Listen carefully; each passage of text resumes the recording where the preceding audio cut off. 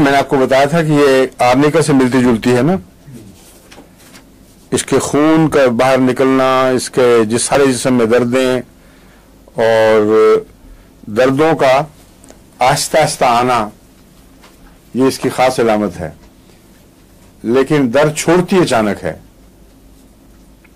अब ये जो चीज है ये इसको बाज दूसरी बीमारियों दवाओं से बहुत नुमाया तौर पर अलग करके दिखाती है।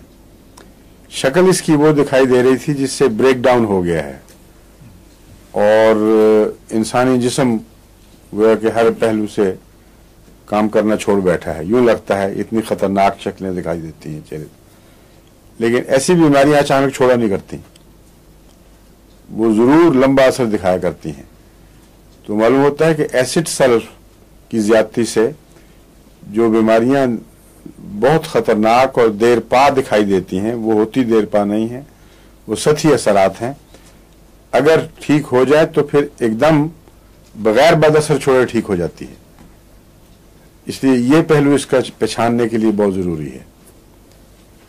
सल्फ्यूरिक एसिड की शक्ल में आपको ब्लॉचेज, सारे जिस्म का ब्रेकडाउन, जिल्द जल्द हुई हुई जैसे कोई सिल का पुराना मरीज है, जिगर का फेलियर दिखाई दे रहा होगा और कमजोरी बेहद। यूं मालूम होता है कि मरीज अपने आखिरी किनारे को पहुंच रहा है।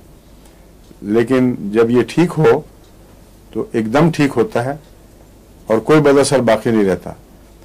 मालूम होता है कि एसिड सल्फ जब तक जिस्म के अंदर मौजूद मनफी असर दिखा रहा है, ये सारे उसके साथ बराह रास्त ताल्लुक रखने वाले अमराज हैं। जब वो हट गया तो वजह के साथ ही वो चीजें भी दूर हो जाती हैं। तो खतरनाक दिखाई देने के बावजूद जो मरज अचानक हट जाए, उसमें ये उम्मीद होती है कि जिस्म को गहरा नुकसान नहीं पहुंचा रही। और एसिड सल्फ की मर्जें इसी नौइयत से ताल्लुक रखती हैं।